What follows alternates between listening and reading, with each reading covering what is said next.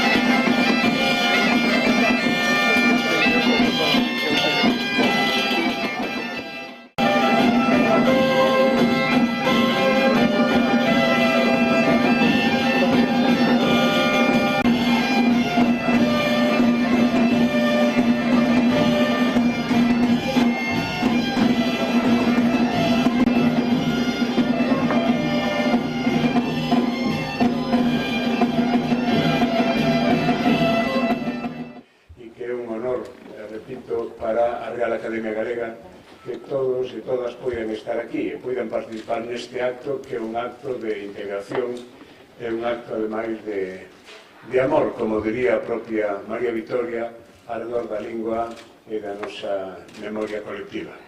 Escribir o pasar o ferro, dilemas entre a vida profesional e os roles das mulleres e María Vitoria Moreno.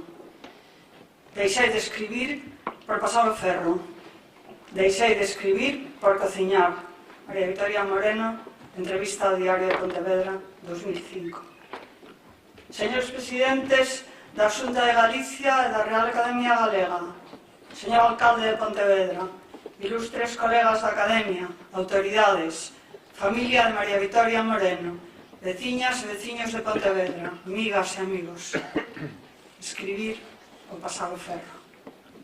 Deixar de escribir por cociñar. Hoxe celebramos as contribucións de María Vitoria Moreno á lingua e á literatura galega, como escritora e como activista a prol da lingua.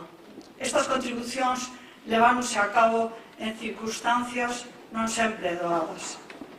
As tensións entre a vida profesional ou artística e as angueiras domésticas son unha constante na experiencia das mulleres. Neste ano, algunhas persoas decátanse de que a belísima portada de Mar Adiante, o primeiro libro de María Vitoria, é obra de Carmen Arias Castro, Mimina, autora de deseños do Castro e Sargadelos, que en viu interrompidos os estudos de Belas Artes pola maternidade dos seus fillos con Isaac Díaz Pardo. Por citar dous bicentenarios conmemorados en 2018, Mary Shelley ocupouse dos 5 fillos que tivo con Percy Shelley e mesmo de pasar a limpo os poemas del mentre escribía Frankenstein, libros de viaxes e outras novelas. Jenny von Westphalen criou 7 fillos, lidou cos acredores e dedicou moitas horas a transcribir a ilexível escritura de Karl Marx, ademais de compoñer os seus propios ensaios. Son dilemas reflectidos na narrativa de María Vitoria e nos seus textos autobiográficos. Neles emerxe o conflito entre ideas a favor da igualdade entre mulleres e homes e o papel de ama de casa que se demanda delas. No ensaio As linguas de España, publicado en 1991, María Vitoria compara a situación de discriminación das mulleres coa da lingua galega. Na sociedade de predominio masculino en que vivimos, aínda hoxe, a muller é considerada como cidadá de segundo rango e en certos ambientes recibe un tratamento semellante ao que rematamos de describir verbo das linguas nativas. María Vitoria alude en ensaios, cartas e entrevistas tanto o espazo para escribir como o tempo e mesmo a imaxe que as mulleres teñen de si mesmas, a representación do que conciben como seus deberes de anxo do fogar. De cuarto propio para escribir careceu durante moitos anos. Escribía a man na mesa da cociña, á luz dun flexo verde. Despois pasaba a máquina, en palabras da súa filla Begoña, en calquera sitio que estivese. A ausencia de espazo propio destinado a escribir reflicte, neste como noutros casos, unha xerarquía entre o rol de ama de casa e o de escritora, ou mesmo de profesora, implícitamente considerada unha actividade que sería posible realizar en calquera sitio que estivese libre a tempos perdidos. Nesta xerarquía relaciónanse espazos, tempos e o espectro do anxo de Fogar, como mostra a tarxeta manuscrita que María Vitoria envía á Asociación O Facho o 14 de maio de 1975, parte da correspondencia sobre unha conferencia que ia impartir. Meus amigos, envíolles currículum e máis guión, todo escrito a man, porque son neste intre as 3 da mañá, e non podo despertar coa máquina a miña filla, nin a rapazada dos veciños. Perdón. Adoitaba María Vitoria escribir de madrugada, neste caso ás 3 da mañá, por ser as horas nas que podía dedicar a escrita un tempo continuado, o que se pode engadir que dormía moi pouco. A tarxeta reflicte así mesmo que toda a casa é un espazo no que escribir está subordinado ao benestar do resto da familia, os fillos e mesmo a veciña ao descanso. A familia de 3 xeracións fai referencia á intensa dedicación de María Vitoria a cuidar dos seus. Entre 1983 e 1996, ademais de se ocupar dos fillos, cuida da súa nai. Como indican Soto e Senín, rodeada de tarteiras, lavadoras e ferro de pasar, gustáballe decir que un bo día saíra da cociña para facer outra suxiro, ler as súas obras en contexto e valorar no que nelas hai de ideas a prol da igualdade, os conflitos que revelan entre os múltiples roles que se demandan das mulleres ou que as mulleres se demandan a sí mesmas. As tensións, segundo os enfoques dialécticos, son un dos motores que fai cambiar o mundo. O Cataventos, conto co que acada o Premio Facho en 1975, o seu primeiro galardón, é un canto á liberdade, unha crítica ao machismo.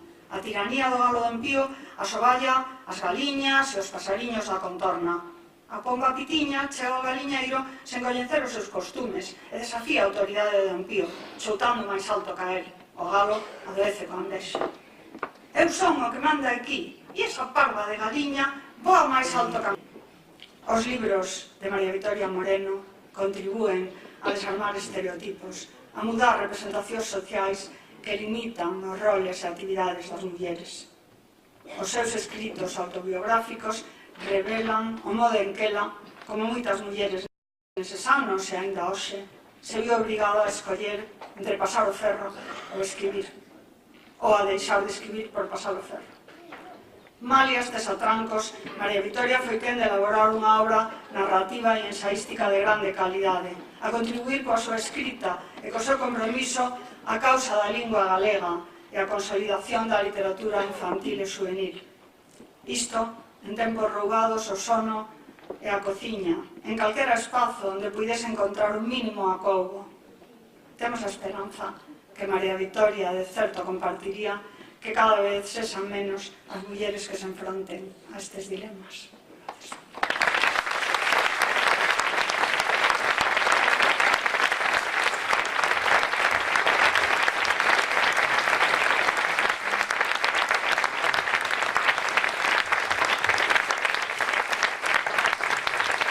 Xaime, Begoña, Vitoria, a pequena Vitoria, amigos e amigas, hoxe a Real Academia Galega vístese de gala nesta cidade da cordialidade para honrar a unha das súas veciñas ilustres, María Vitoria Moreno Márquez, un vento da terra que, polo seu compromiso no sentir e no vivir, adquire por vontade propia a nacionalidade galega en tempos nos que o vento non é precisamente brisa. María Vitoria, igual que Castelao, aférrase axiña a beleza de Pontevedra. Tampouco ela é quen de se desprender dos brazos mornos desta vila que se lle revela inusitadamente fermosa e aquí bota raíces de por vida. Dende aquel 1963 en que, casada xa co valenciano José Luis Llacer, chega en tren unha mañá bretemosa de agosto e aluga un ático no número 45 da Avenida de Vigo. Aquí, en Pontevedra, experimenta o anhelo cósmico de reconstruir a súa patria, A mesma necesidade da que fala Castelao nunha carta ao presidente do Centro Pontevedrés de Buenos Aires en maio de 1947. Non teño ningún documento, nin tan siquiera unha partida de nascimento para acreditar a miña calidade de pontevedrés, pero se non fun consultado antes de nascer, sábese ben que despois de ter nacido escollín Pontevedra para vivir e morrer. E María Vitoria escribe: eu non teño casa petrucial en Galicia e non podo falar da hortiña que quero tanto nin das figueiriñas que plantei, mas tampouco importa iso se a miña voz chega aos colexios e aos institutos deste país e se os topónimos chegan á miña caixa de correo convertidos en terra palpitante grazas ás cartas que recibo dos meus lectores. A actitude ante a lingua, a ética e o compromiso cos seus falantes herdeinos de quen foi o meu mestre. Refírese a Xesús Alonso Montero e aos cursos en que Lugo se converte nunha páxina indeleble na súa vida. Ali, seguindo a consigna do poeta chairego, comeza a buscar esa Galicia que vai no sentimento e xa de volta a Pontevedra, paseniño, vaise convertendo nun anaco de eternidade galega, nun vento da terra, Galicia enteira meténdoselle no tecido da alma. Non hai nisto de Lugo e Pontevedra en absoluto ánimo de provocar absurdas controversias. María Vitoria tiña casa de seu na avenida de Vigo número 15, e nela unha xardineira orientada ao nordés repleta de variadas especies autónomas que chamaba Veiga de Lugo. Mentres que nos balcóns do sur lucía vizosa outra xardineira semellante que bautizara como Veiga de Pontevedra. Dúas cidades tatuadas na epiderme dos seus afectos. O título da miña intervención é o pseudónimo co que María Vitoria presenta o conto de Mariquiña ao concurso da Agrupación Cultural O Facho en 1972. Di a tradición popular que o vento ten un comportamento autónomo que sopra onde e cara onde quere, emancipado. María Vitoria séntese parte dese vento ligado á terra libremente, deste aire que respira por primeira vez nos meses de primavera de 1947 con apenas 8 anos, cando, coa súa irmá Sara e a súa tía Conchita viaxa por primeira vez a Galicia. Son tempos de descubrimentos gozosos nos que Valdomiño se presenta como esa paisaxe rural de liberdade que máis tarde vai recrear como pano de fondo en moitas das súas historias. Ese mar, tantas veces evocado, a praia, as corredoiras, os animais, tamén a primeira música das palabras en galego. Ben deixo de Trasmiña, pregúntase a si mesma nesa crónica da pupa cabrona, na que espida de vaidade se converte en ostra ferida, que responde á dor fabricando unha perla. Un texto fermoso, cheo de momentos intensos que como inxeccións intravenosas se nos van metendo onde aniñan as emocións. E respóndese a si mesma. Gustaríame dicir que deixo un ronsel de amor, un bo exemplo e un libro que descubra algo a que non lea. Sí, de certo, esta feiticeira refinada, sutil e asemante profundamente sinxela, arrichada diante dos retos, teimuda e insobornable, xenerosa ata o extremo de dedicar máis tempo a formar creadores, malia a calidade demostrada como lúcida narradora, como poeta de alma limpa ou como ensayista rigurosa, a crear para si propia. Esta muller sabia e afouta tiña un punto débil.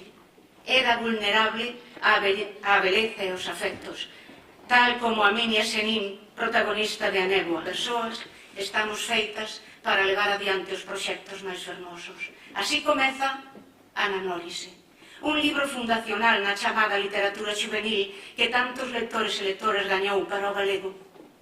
Todos os proxectos que emprende se poden resumir nunha palabra: compromiso. Compromiso coa lingua. Eu son profesora de lingua e quero ser unha muller que respira na vida. Por iso penso que a situación do galego non se pode ver con indiferenza. Si estou coa xente que amasa o meu pan e máis colle do mar os peixes da miña mesa, tamén quero falar con eles, falar a súa fala. Abondaría con lembrar que imparte cursos de galego en plena ditadura que lle valerán a retirada do pasaporte. Compromiso cos dereitos dos animais, os que ama e respeta como ama e respeta a vida.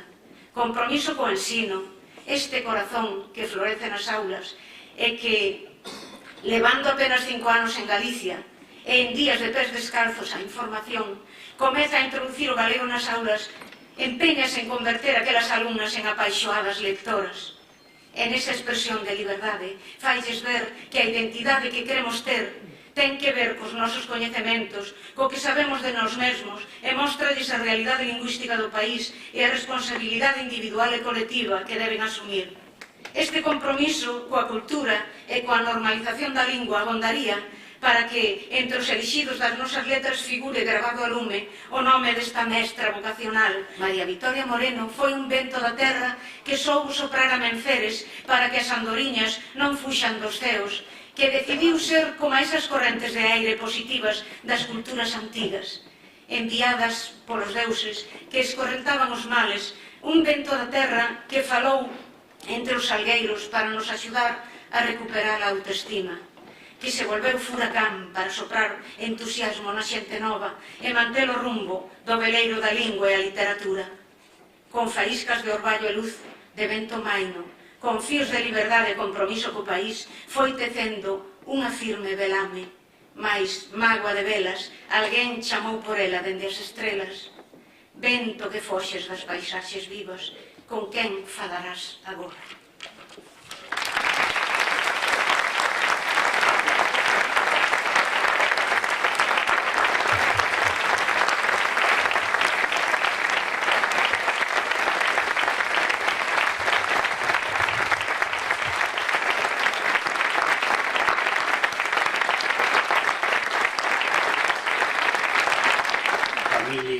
Galega e familia extragalega de María Vitoria Moreno, e dentro da familia tamén me quero sumar a ese ronsel de gabanzas que se teñen feito aquí nesta mañán o membro máis pequeno desa familia que é Vitoria Feijóo.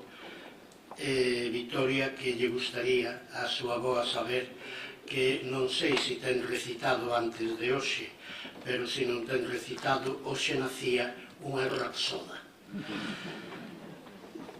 En principio, María Vitoria Moreno foi unha foránea nas nosas letras, axiña unha forasteira identificada co novo lar, unha estranxeira na súa casa. Agora ben, alguén ten contado coa debida contextualización a proeza intelectual de María Vitoria Moreno? Porque María Vitoria Moreno protagonizou unha auténtica proeza intelectual nun tempo e nun espazo cultural que exixía por parte dela convencemento fondo, afouteza e clara determinación. Cando no outono de 1965, semanas despois de iniciado o curso, incorpórase María Vitoria ao noso departamento ao que pertencía desde 1962, tamén como adxunta numeraria, a miña muller Emilia Pimentel Iglesias, que era foránea, castelá, como María Vitoria. Axiña se fixeron amigas, como axiña comenzou María Vitoria a tratar os nosos fillos, nenos daquela, Emilio, Xesús e Sara. Eles tres, os seus verdadeiros nomes, están entre os personaxes que protagonizan mar adiante o primeiro libro de María Vitoria en galego que eu prologuei. Dese libro, os alumnos da Terrachá eran, entre outros, Manuel Blanco Rábade e Xesús Rábade Paredes. Este, desde hai tempo, unha personalidade moi importante nas letras galegas. María Vitoria, xa de cheo na causa da galeguidade e coñecedora das inquedanzas literarias daqueles alumnos cheiregos, dialoga con eles para aprender deles voces e formas do seu idioma e para facerlles ver que ese idioma deberían asumilo con dignidade e con sentimento de honra por eles e polas xentes das clases subalternas que o falaban en Galicia. Xa en Pontevedra, no curso 67-68, María Vitoria vai ser fiel sempre, cada vez con máis intensidade, á experiencia luguesa, tanto que en solemne ocasión, nun congreso filolóxico de 1993, proclamou: «Lugo é unha páxina indeleble na miña vida. Galicia aniñou no meu corazón naqueles 2 anos que traballei en Lugo». Eu estou convencido de que alrededor de 1971 María Vitoria non só sabe ben o galego, non só ten un admirable dominio do seu léxico e da súa gramática, senón que, cando escribe en galego, escribe desde o galego, desde dentro do galego. María Vitoria xa non era unha escritora alófona no noso idioma, era unha escritora autófona. Ela ten feito declaracións moitas que nos orientan. Ofrecerei só dúas. Primeira, xa en 1974, cando é moi pouco coñecida, declara: eu son unha profesora de lingua e quero ser unha muller que respira na vida. Por iso penso que a situación do galego non se pode ver con indiferencia. Se estou coa xente que amasa o meu pan e máis collo os peixes para a miña mesa, tamén quero falar con eles, falar na súa fala. Segunda, bastantes anos despois, en 2001, proclama con outra letra pero coa mesma música: decateime de que aquí a palabra estaba reprimida. O galego era a palabra dos pobres, dos mariñeiros, dos labregos. Nas escolas, os nenos que falaban galego eran humillados constantemente. Daquela comprometínme afectiva e socialmente a axudar a esta xente a defender a súa lingua. Nesta loita, alrededor de 1970, estaban algunhas persoas antifranquistas do país. Antifranquista era María Vitoria Moreno, non por educación familiar. María Vitoria, por sensibilidade moral e por espírito incompatible coas injustizas, era forzosamente antifranquista. Unha antifranquista máis ou menos esquerdista. Non era comunista nin nunca militou no partido, o partido por antonomasia.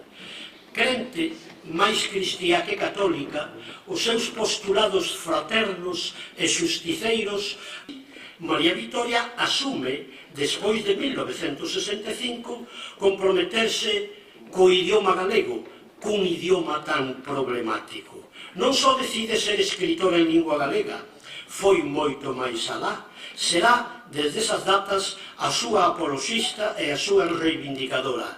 Tamén dentro da aula no instituto onde era profesora oficial dunha lingua románica que non era a galega.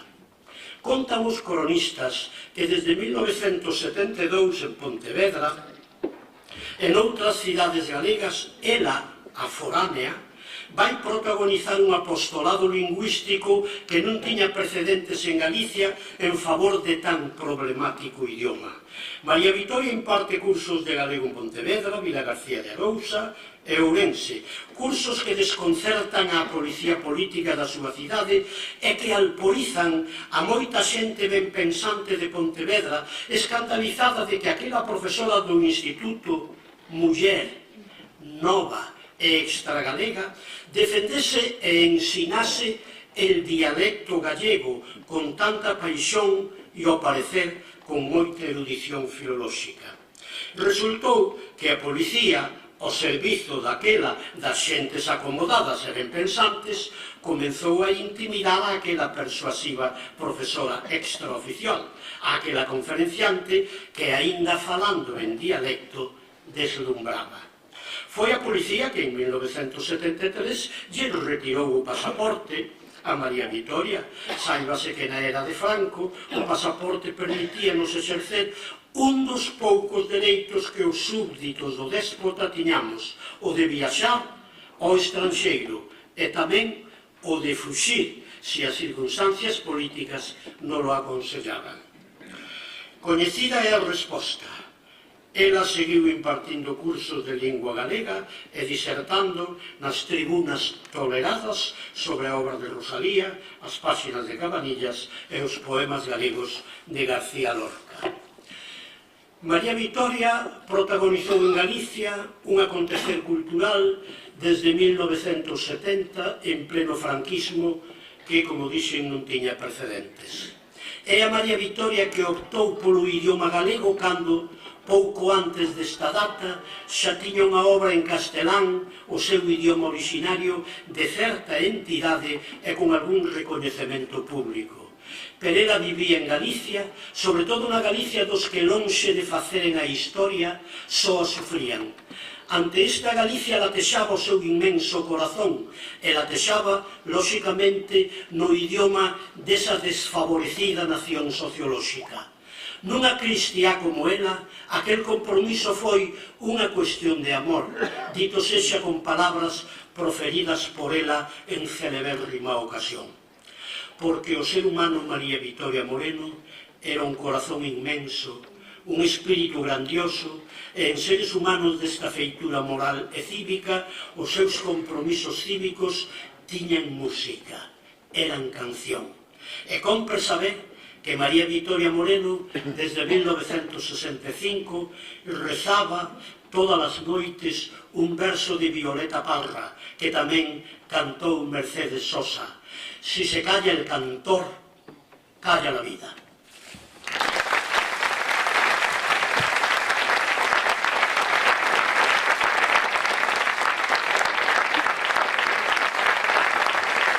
Das Letras Galegas.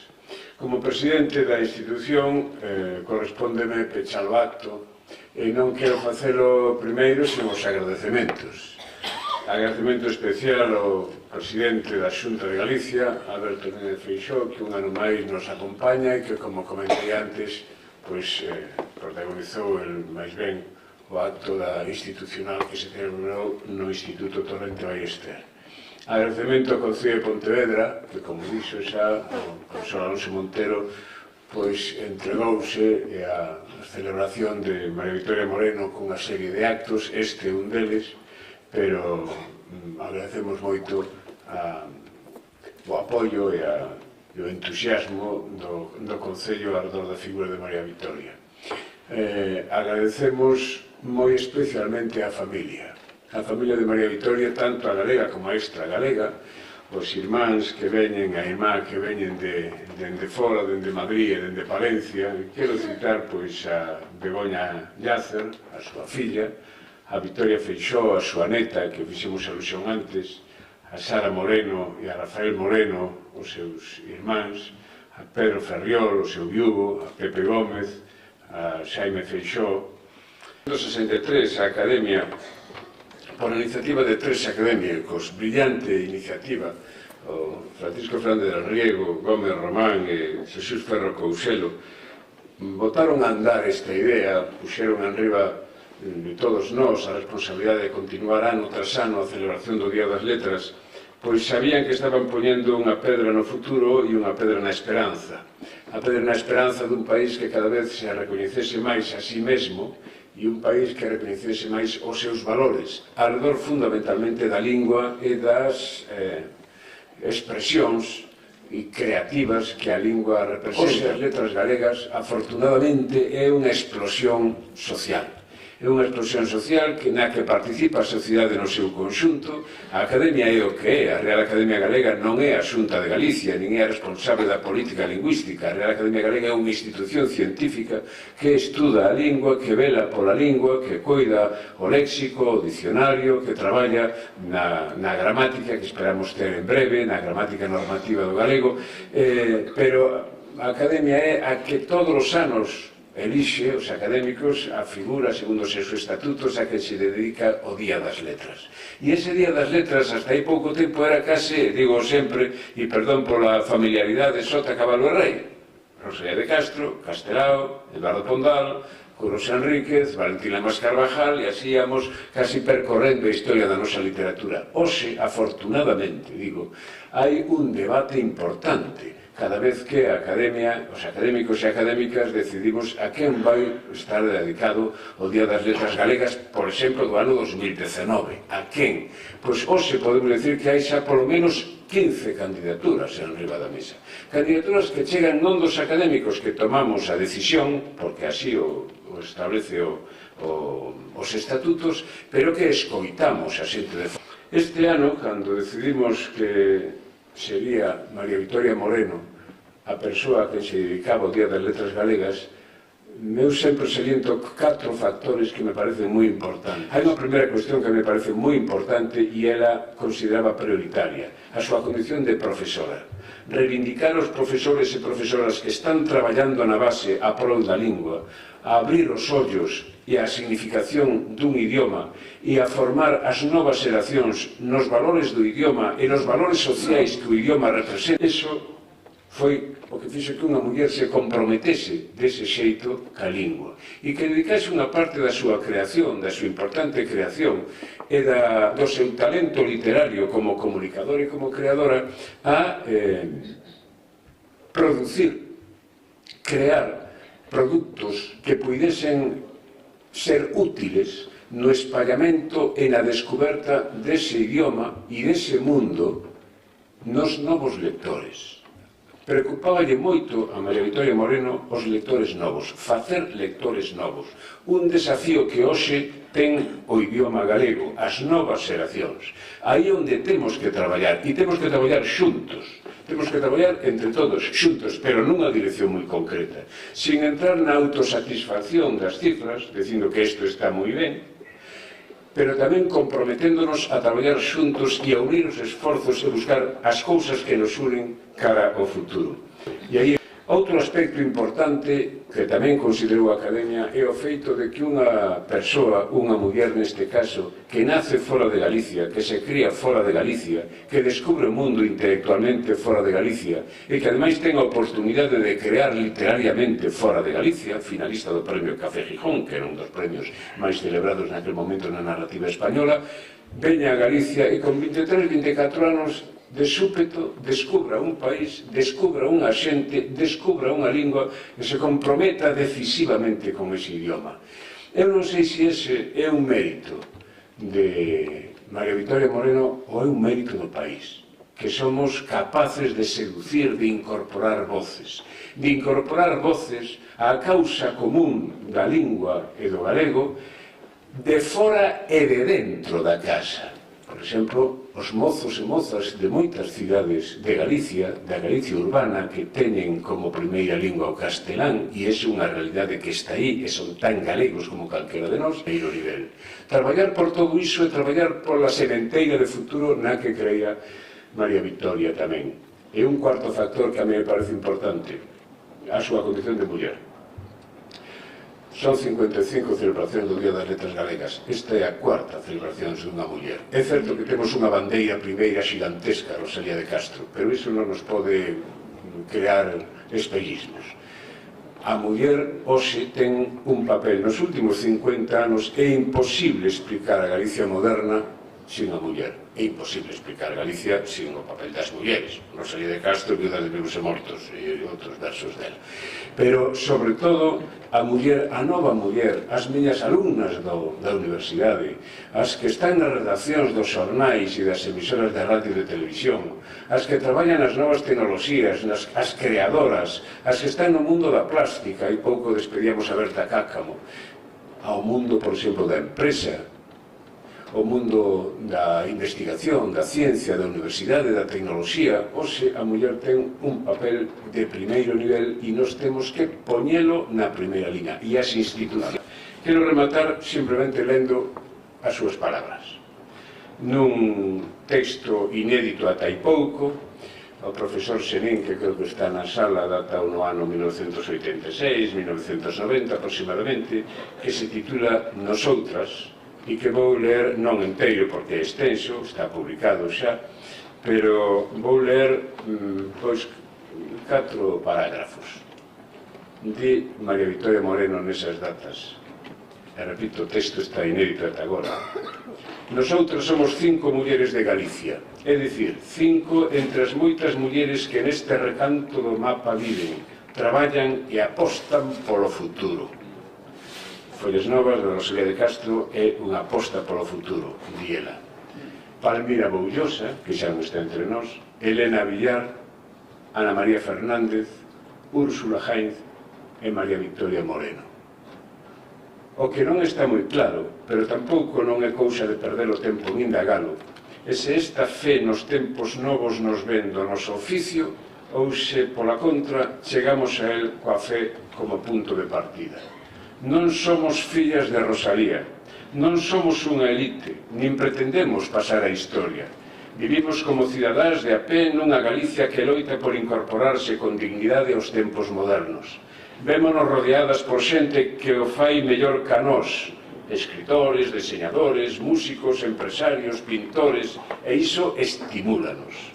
Se casi hai unha humilde maneira de sentirse importante, a de quen abre camiños sen deixar constancia da súa pegada, e esa é a nosa. Cando visitamos as escolas e os nosos lectores nos asedian a preguntas, cando ensuizan os nosos libros co espírito crítico que intentamos transferirlles desde eles, cando intuimos un lampo de amor á palabra e ao papel en branco, daquela sabemos que o noso traballo ten unha razón de ser. E animámonos a seguir escribindo, para que os homes e as mulleres do mañá camiñen por esta terra coa seguridade que a nós nos faltou, para que sexan máis cultos se conseguimos cos nosos libros que amen calquera libro, para que sexan máis equilibrados se conseguimos coa nosa compaña que a soidade non nos magoe, para que sexan máis generosos se conseguimos que as nosas historias convencelos de que o corazón só medra cando se entrega.